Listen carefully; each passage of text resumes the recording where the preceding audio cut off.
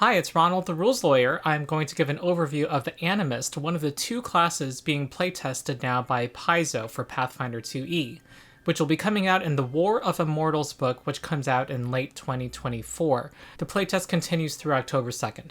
Don't forget to like and subscribe, and also support my Patreon, which gives you early access to many of my videos, and also exclusive access to a 3-hour video where members of my Discord and I read through the entire 30-page playtest and give our thoughts. I should mention first that the Animist makes pretty clear that Paizo does intend to do some buff to casters. There's been a brouhaha in the community lately of many people disappointed by casters, and this post by one of the lead designers of Pathfinder indicates that they've heard the community and are trying to address it. Responding to some immediate feedback about the Animist, Michael Sayer said to look forward to new bells and whistles with the remaster coming out this November, and that casters will be getting some spicy new goodies. So this video will be an overview of the Animist, and part 2 will be me playtesting several Animists in a battle and giving my own playtest feedback. So as always, we start with the first page.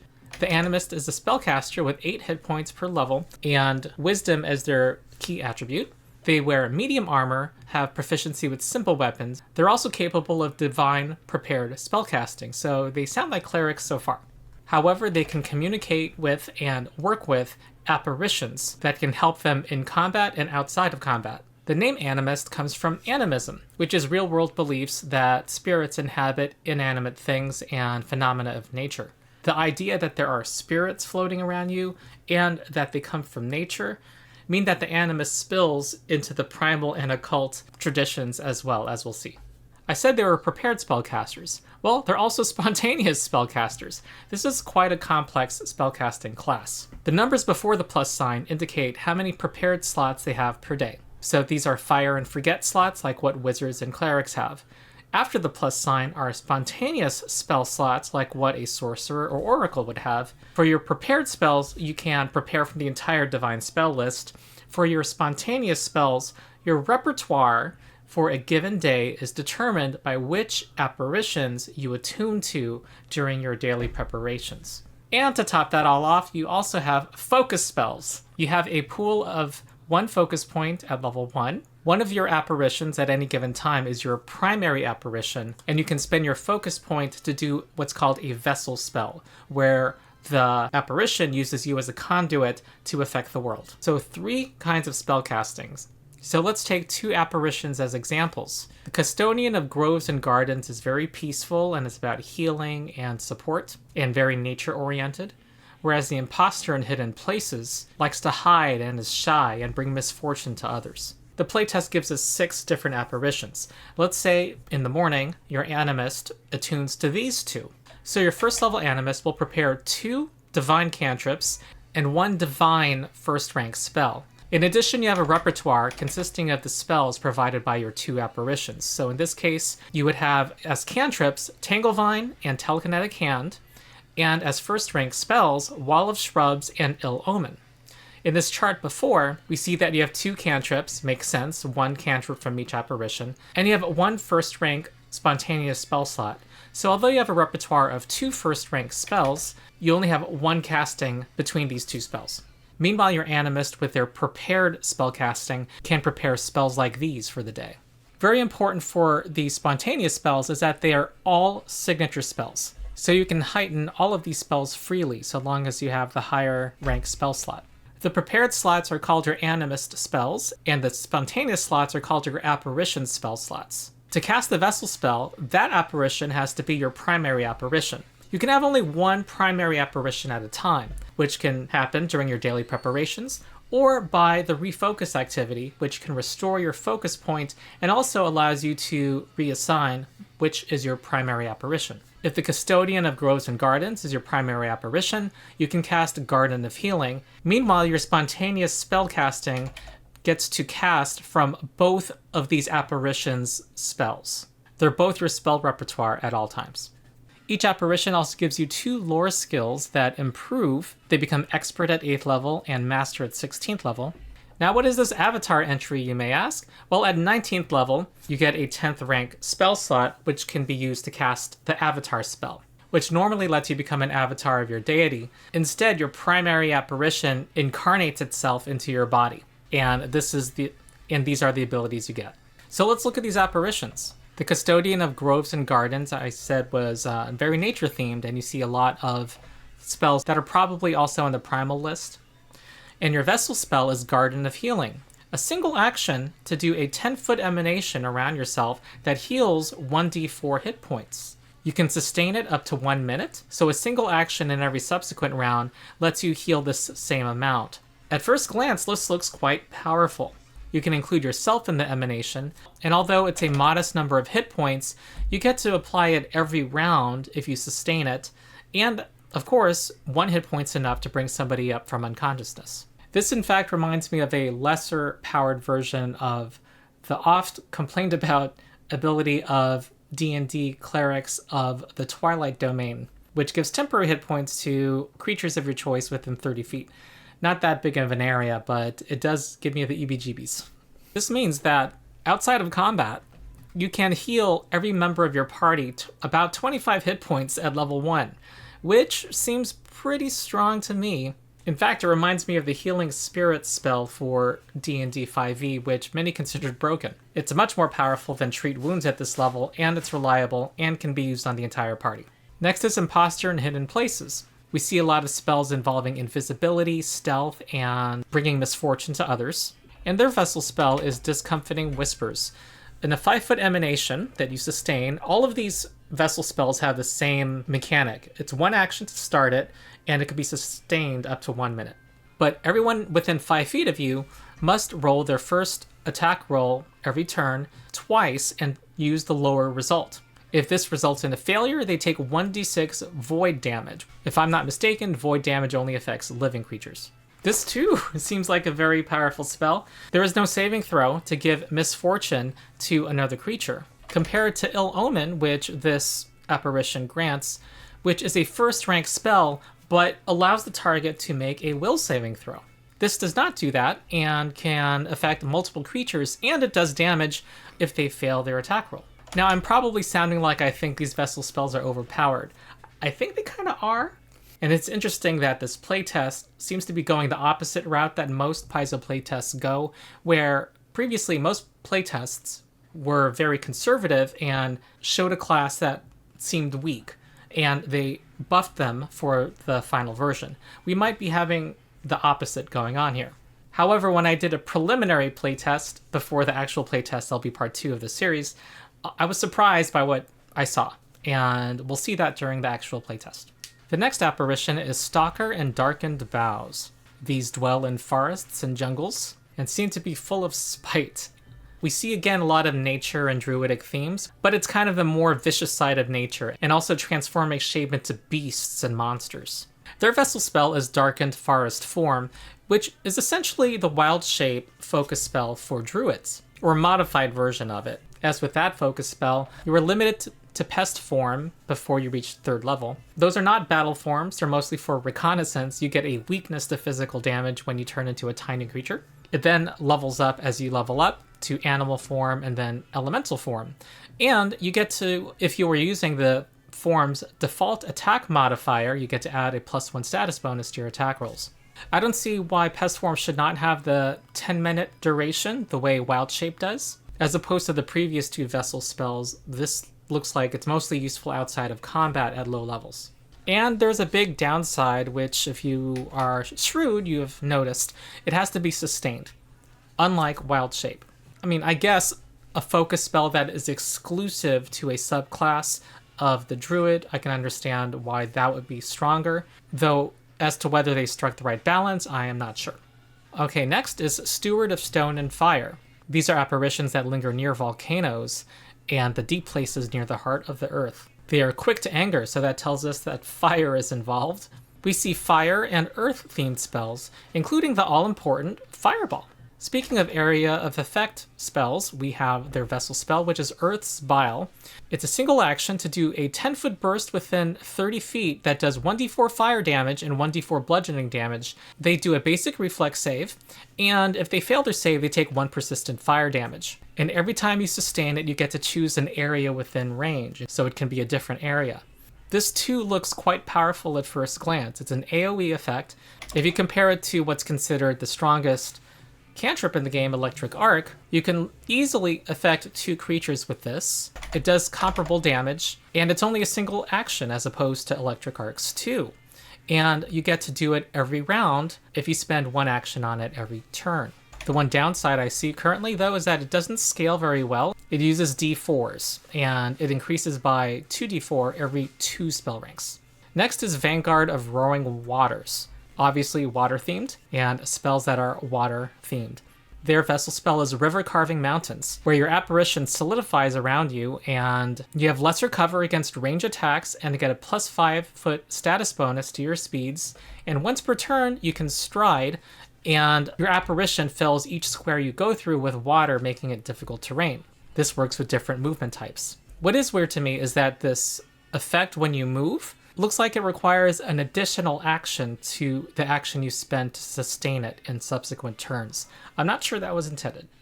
And the last one is Witness to Ancient Battles. This is our fighting apparition. We have spells that are appropriate for doing battle, including Shield, Runic Weapon, which it used to be called Magic Weapon, and Enlarge at low levels. Their vessel spell gives you proficiency with martial weapons, a +1 status bonus to attack and damage rolls, and gives you the reactive strike reaction, formerly called Attack of Opportunity. And you get the critical specialization effect for any weapon you're wielding when you cast the spell or sustain it. This looks quite strong. You give yourself the Bard's Inspire Courage bonus, you become proficient with weapons like a martial, you get the fighter's reaction, and you also get critical specialization effects which fighters at low levels don't have. I believe only the Ruffian Rogue gives you access to a crit spec effect at that time. The downside is that you have a -2 status penalty to your spell attacks and spell DCs. The bonus scales up. So those are the basic building blocks of your Animist, which inform which subclass you take. Each gives you a unique action at level 1, and each is its own path of development for your Animist. If you are a channeler, they are able to wield the power of multiple apparitions with great ease. So remember when in the morning you attune to 2 different apparitions, but only one of them can be your primary? Instead of having to refocus and spend 10 minutes to make the other one your primary, you can do it now with a single action. You can do this only once per round, but that is a lot more flexibility that the channeler has over its counterpart. You also get the Channeler's Stance feat for free. Channeler's Stance is a first level class feat that costs an action to enter, which increases the energy damage you do if it's an apparition spell or vessel spell. So not animist spells. That's a distinction I see many people missing, and I don't know if there should be that distinction drawn. It makes it more complex. Additionally, when you cast a spell, any spell that restores hit points with these traits, you get to get a bonus to the amount of healing. At 9th level, your Fortitude and Will saves improve, which does not happen for the other subclass. At 13th level, your AC becomes Expert, which is late compared to the other subclass. And at 17th level, when you enter a stance from an Animist feat, you get temporary hit points. The other subclass is the Sage. The flavor is you have a connection to spirits and the undead. They frequently associate with apparitions of fixed sites of power. At first level, their free feat is called Apparition Sense. Apparition Sense gives you imprecise sense to find hidden spirits, haunts, and undead within 30 feet. I am guessing it doesn't care about barriers. I could be wrong. Also, you can let spirits speak through you or through their mortal bodies. Their unique action makes them immune to control effects and spells that try to influence their actions for 1 round, unless the effect's spell rank is more than twice your level. I think that there's a typo there. Meanwhile, you are limited to a set of actions that are animisty. Though, I guess the workaround is to do it as your last action on your turn. They get an AC improvement at 9th level, so earlier than the Channeler. 13th level, they get a bonus against spirit effects, and you're immune to effects that would separate your soul from your body. And at 17th level, whenever a haunt, spirit, undead, or incorporeal creature fails to save against one of your spells, you get a +2 bonus to your AC and saves against them for 24 hours. You can also choose to have 2 primary apparitions in the morning.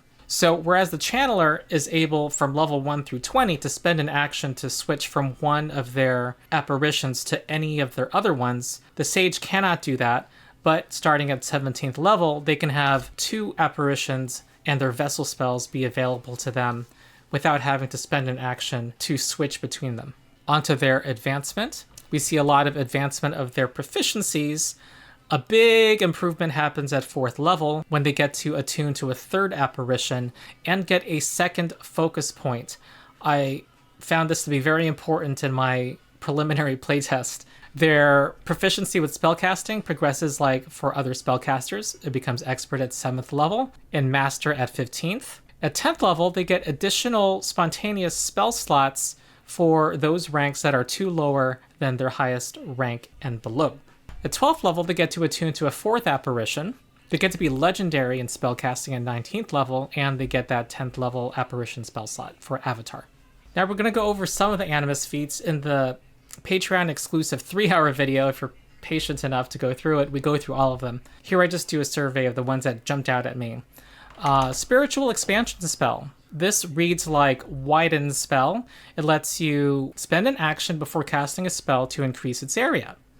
There's this other effect to increase the radius of an emanation spell that has a duration by 5 feet by dedicating your primary apparition to doing so.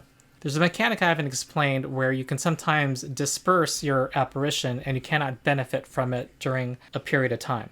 So you cannot use its apparition skills, its vessel spells. What's weird to me is I don't know what spells this would affect that are worthwhile increasing their radius by 5 feet, that have a duration. The only ones I can think about are the vessel spells, the one that heals, the one that does the AoE damage, for example. However, you can only cast those if that apparition is your primary apparition, but this specifically says that your primary apparition is committed to doing this instead, and you cannot use your vessel spell. The 2nd level class feat, Embodiment of the Balance, lets you add heal and harm to your spell repertoire that you get from your apparitions. Grasping Spirits spell is cool. It's a spell-shaped spell, so spend an action before you cast a spell. Instead of reaching out farther and extending the range of a spell, you pull them towards you. They get a fortitude save, but you can bring them within range of your spell this way, but also maybe you just want to move them away from an ally that they threaten, for instance. Sustaining Dance looks very important because sustaining those vessel spells costs an action every turn. And if you want to cast another spell on that turn, you're standing still. Sustaining Dance lets you step or leap while you sustain a spell. At 6th level, we have a number of feats that have the Wandering trait. They normally are attuned to particular types of apparitions. And when you do your daily preparations in the morning, you get to retrain them to another Wandering feat of the same level or lower. Or to be precise, the level you got that feat. So here, Blazing Spirit lets you attack someone with fire if they dare to hit you with a melee attack. Either they're adjacent or it's an unarmed melee attack. That works with only 2 of the 6 apparitions in this playtest. Meanwhile, the next morning, you can choose to have different apparitions and have a different one of these Wandering feats. Here's Roaring Heart, which lets you, for 2 actions, stride twice, and you get to shove up to 2 creatures while doing so. And then where you finally end up, you and every ally within 30 feet are rewarded by the spirits that followed you with temporary hit points. That lasts until the start of your next turn. Level 8 feat, Spirit Walk, is interesting. Basically, you and 4 allies don't trigger reactions from haunts and spirits, which makes me think you never trigger a number of complex hazards. You can now apparently see hidden haunts, spirits, and undead with a precise sense as well. And you get other benefits against haunts. Apparitions Quickening is an interesting take on Quicken spell. If you want to quicken a spell, you got to spend this free action immediately before casting it, and the spell costs 1 less action than it normally does. The spell cannot be in one of your 2 highest ranks. The cost is dispersing that apparition until you can reattune to it the next morning. So that's the downside. At 10th level, you have 3 apparitions, so you could theoretically do this 3 times, however, at significant cost. And at 12th level, you're about to get a 4th apparition. At 12th level, there's a number of Wandering feats that let you reroll dice, yours or the enemy's. Shadows Within Shadows lets you stay hidden when an enemy tries to detect you. You force them to reroll something and use the lower result. Spiritual Guidance lets you re-roll a failed attack roll by you or an ally and use the higher result. It's once every 10 minutes, so it's a hero point for every combat if you're resting 10 minutes between combats. Whispers of Warning has a prerequisite, but lets you force an enemy to re-roll their attack roll after you hear whether they hit you, so long as they don't critically fail. They have to re-roll and use the lower result, also limited to once per 10 minutes. And the last feat I'll mention is Spirit's Sacrifice, an 18th level feat that prevents you from dying by sacrificing one of your apparitions. Well, they come back the next morning, but still, you have 4 apparitions at 18th level, so you can die 3 times, actually 4 times, with this ability. That seemed pretty powerful to me. It seemed more useful to me actually than the 20th level one, which sounds a lot cooler, but requires that you be reincarnated or be in another body very far away. So that was part 1 of my coverage of the Animist playtest. It's a very interesting class. It's nice to see Paizo presenting spellcasters that look easier to make feel powerful. I do have some questions though that will be part of my critique and playtest feedback after my playtest combat that I'll do in part 2. So if you're interested in that, like and subscribe and ring the bell.